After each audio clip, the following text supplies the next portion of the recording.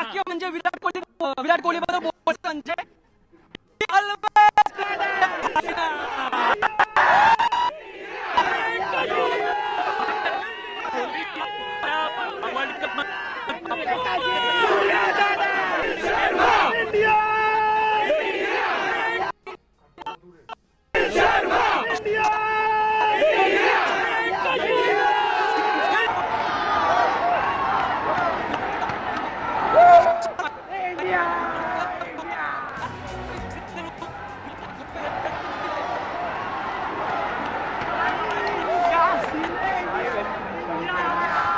परत एकदा आपण ही वानखेडे स्टेडियमच्या बाहेरची दृश्य बघतोय. इंडिया इंडिया करत प्रत्येक फॅन्स वानखेडे स्टेडियम मध्ये दौड घेताना दिसतोय. पाऊस सुरू झालेला आहे. या भर पावसातही फॅन्सने गर्दी केलेली. याचं कारण प्रत्येकाला आपल्या टीम इंडियाचं कौतुक बघायचंय आणि हे कौतुक आपल्या डोळ्यात साठवण्याकरता, खरं तर हे कौतुक करण्याकरता, जयघोष करण्यासाठी म्हणून सगळे भारतीय फॅन्स जे आहेत ते पोहोचलेले. वानखेडे स्टेडियमची क्षमता आहे 35,000 आणि त्याच्यापेक्षाही अधिकचे प्रेक्षक चाहते तिथं पोहोचतील असं सांगितलं जातंय. बघा दोन्हीकडची दोन दृश्य आपण दाखवतोय. भांगडा केला जातोय, भांगडा, आणि या भांगडामध्ये टीम इंडियाचे प्लेयर देखील सहभागी झाले होते. नवी दिल्लीमध्ये त्यांचं जोरदार स्वागत करण्यात आलं आणि यावेळी ज्यावेळेस गेटवरती, हॉटेलच्या गेटवरती भांगडा केला जात होता, ढोल ताशे वाजत होते, ढोल वाजत होते, यावेळी या टीम इंडियाच्या कॅप्टनने देखील, प्लेयरने देखील या ठिकाणी जोरदार ताल धरला, भांगडा केलेला आहे, हा आनंद व्यक्त केला.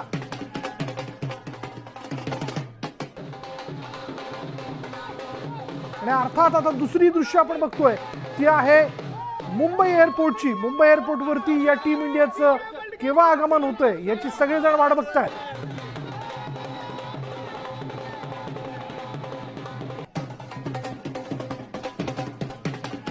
मुंबईत मुसळधार पाऊस कोसळतोय तरी उत्साहात थोडी कमतरता आलेली नाहीये.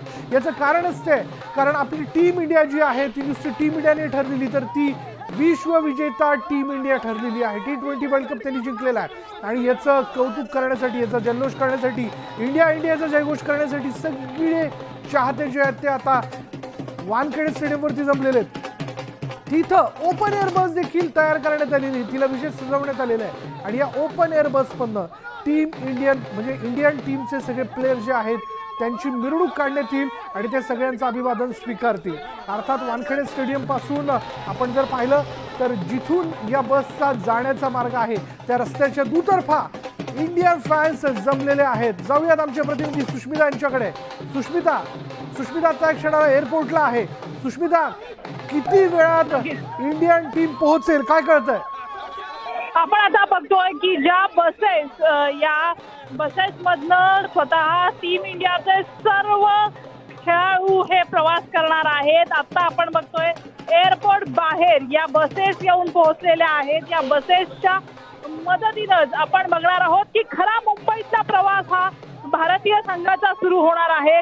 संपूर्ण वातावरण जर आपण बघितलं तर दोन्ही बाजूला एअरपोर्टच्या P4 वरती नागरिकांची प्रचंड गर्दी आपल्याला पाहायला मिळत आहे. मुंबईकर क्रिकेट प्रेमी हे या ठिकाणी आलेले आहेत आणि ते या ठिकाणी जयघोष करतायत, जल्लोष करतायत, स्वागत होणार आहे जंगी भारतीय संघाचं. आणि याच एअरपोर्टच्या दुसऱ्या बाजूला जर आपण बघितलं तर दोन्हीकडनं बॅरिकेडिंग लावण्यात आलेलं आहे आणि मुख्य प्रवेशद्वाराच्या ठिकाणाहूनच पोलिसांचा बंदोबस्त असेल, अतिरिक्त सुरक्षा असेल, ही वाढवण्यात आलेली आहे. आणि मेन गेट जे आहे, ज्या गेटमधनं भारतीय संघाचं मुंबई एअरपोर्टवरती आगमन होणार आहे त्या ठिकाणी सुद्धा आता शेवटच्या टप्प्यामध्ये आपण बघतोय सर्व तयारी आलेली आहे.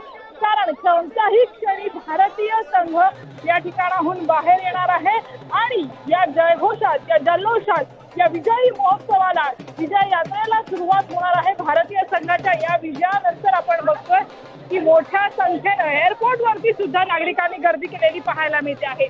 इथून थेट 2 बसेसच्या मदतीने NCPA हा संघ पोहोचेल आणि त्यानंतर मरीन ड्राईव्ह वानखेडे इथे हा विजयाचा उत्सव जो आहे भारतीय संघाचा आपल्याला पाहायला मिळणार आहे.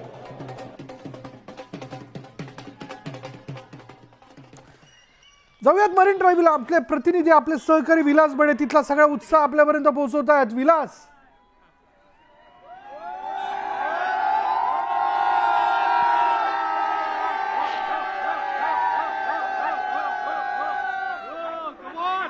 विशाल विशाल आपण एकदा प्रेक्षकांना दाखवूया जिथून ही विजय मिरवणूक सुरू होणार आहे त्याच ट्रायडंट हॉटेलच्या समोर आता आपण आहोत।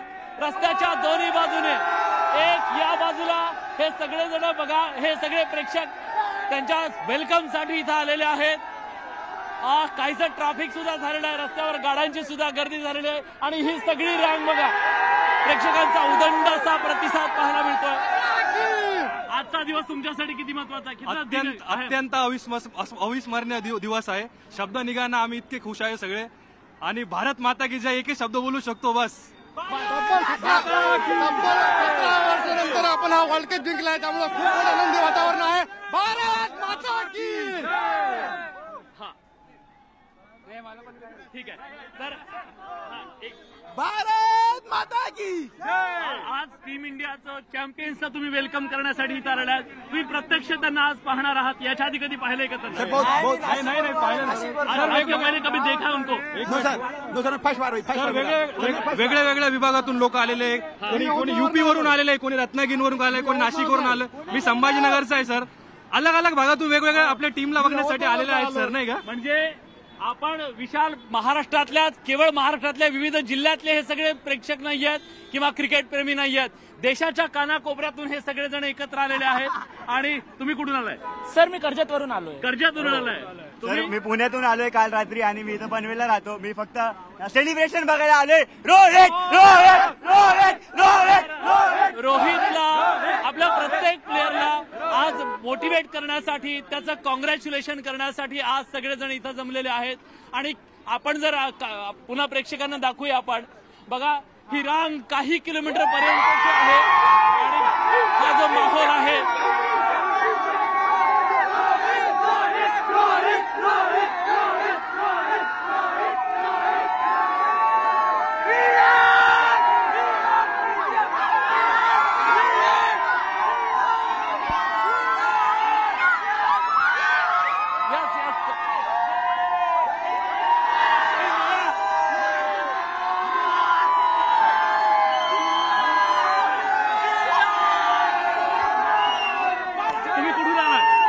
पनवेलवरून आला, पनवेलवरून पनवेलवरून आलाय। हा। तुम्ही कुठून आलाय? आप कहां से? हाँ? मैं यही कुलाबा से हूँ। लातूर लातूर लातूर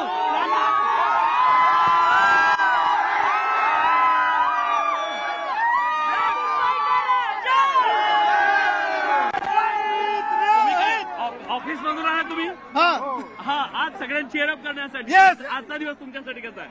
ऑफिसला दांडी मारली का? ऑफिसला दांडी मारली? आज सोन्यासारखा दिवस आहे। आज मुंबईमध्ये इंडियन टीम येत आहे म्हणून आम्ही मुंबई टीमला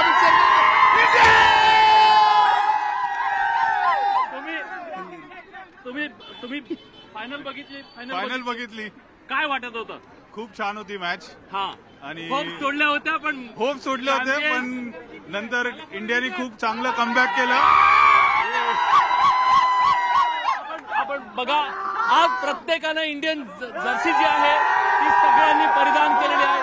तिरंगा फडकतोय, आनंद व्यक्त केला जातोय, सेलिब्रेशन हा तिरंगा फडकतच राहणार आहे। याचं कारण असं आहे की कायम आपल्या टीम इंडियाने उत्तुंग आणि छान अशी कामगिरी केलेली आहे। T20 विश्वचषक त्यांनी जिंकून आणलेला आहे आणि सगळ्यांना प्रतीक्षा आहे ती टीम इंडियाची। यानंतर